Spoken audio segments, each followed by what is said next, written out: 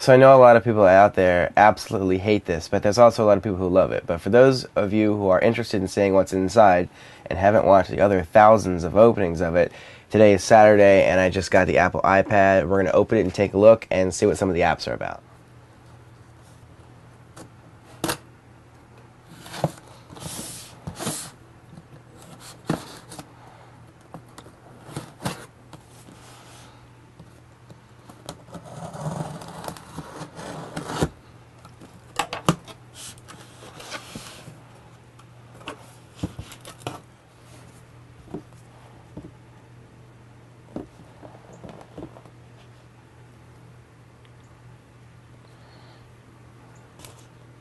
Okay, so I want to take a look at some of the apps on the iPad. First thing I want to notice is that on the unlock screen there's actually a button down here that takes your entire photo album and makes this into a digital picture frame. So this, since it's so thin, it's actually a really good picture frame.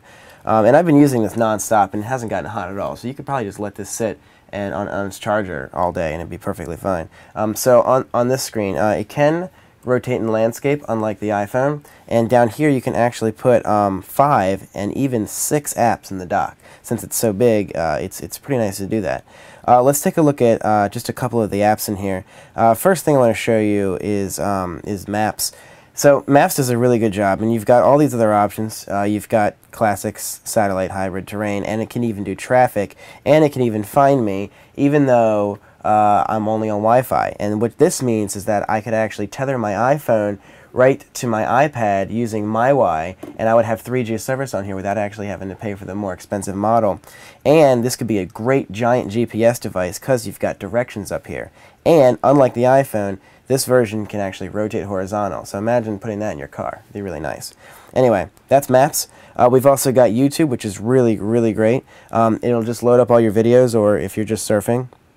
And if we just we could just pick any old video here and take a look. These are in full high definition, depending on if the videos are in high definition or not.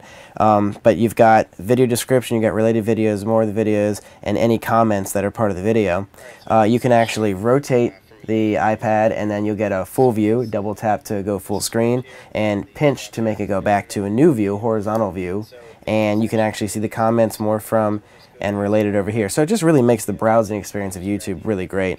And of course, you know, you can pause the browser, etc. that way. And I think you can go full screen. No. Oh, you can. Okay, you can go full screen like that. So you can go back and forth with the video like that. So they're really making use of multi-touch, right? So Safari, another thing, it's just really great. You don't even miss a mouse in these kind of apps. But the other thing that you're noticing is that a lot of these videos, like let's go to a video site. Let's go to Vimeo.com, right, and go to a video site. Well, a video site normally wouldn't be able to play video, but let's go ahead and hit play.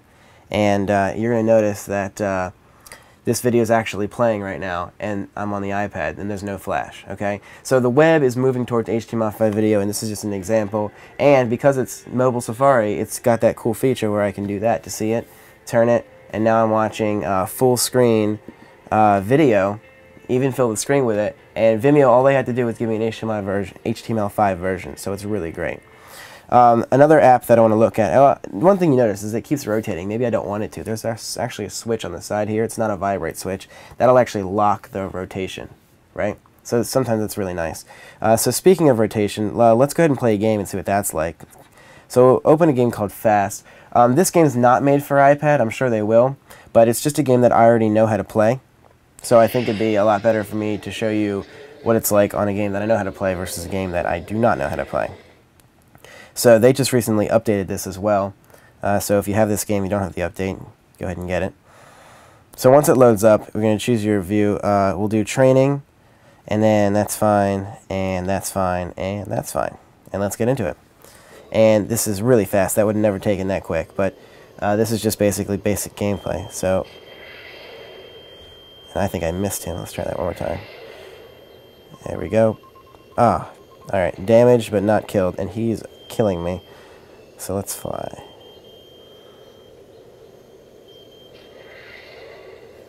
Missed.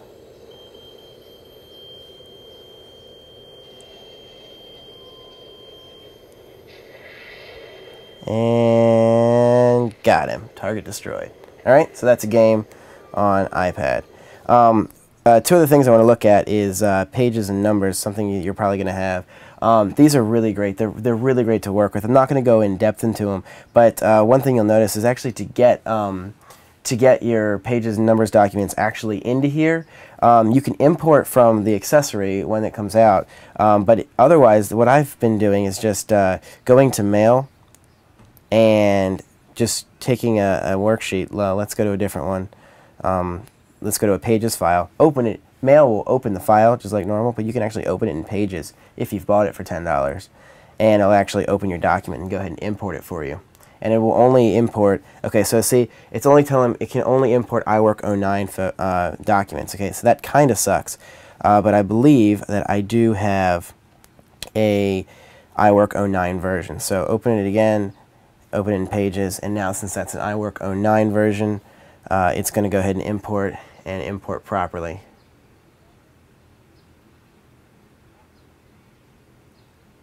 Like that. And there you go. It's telling you can't have comments, or they're not going to show up. So Pages is really nice to work with. You can edit text just as you would think, put that in. We'll make some bold text, right? So just click and hold and select just like you would on iPad or on iPhone. Bold, there you go. If you want to insert a picture, click your pictures. Import a photo like that. It actually takes a second to import it, which is interesting.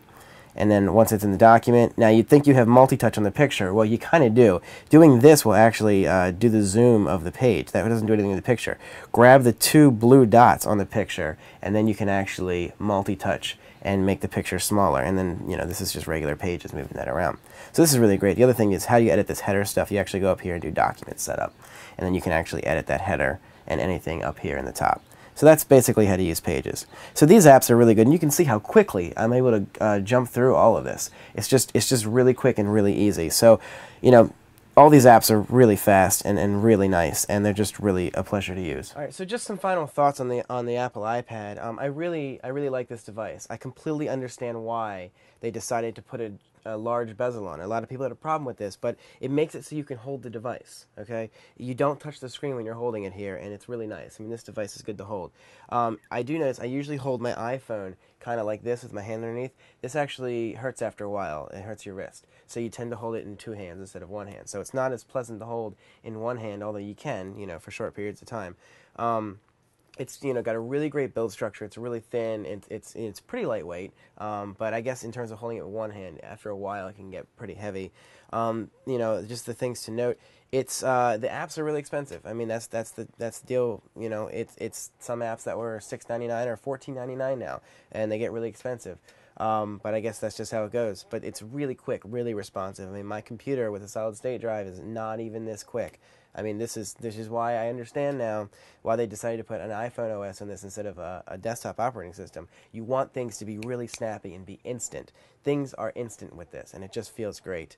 And the other thing to note is I've been playing with this for about about 5 hours now, and it's been on and playing video and web surfing and music, and it's been full power. It's still cold. I don't feel any heat, and I'm at 90% battery life right now. Okay, so I've lost 10% battery life in about 5 hours, and it's on Wi-Fi. This thing's been full powered for 5 hours straight, and it's only lost 10%. Whereas my iPhone has been idling starting 100% when this did 5 hours ago. I've been idling, and I'm at 87%. Okay, so this not even being used lost more battery life than this being constantly used. So bigger battery, better battery. This is definitely a lot better.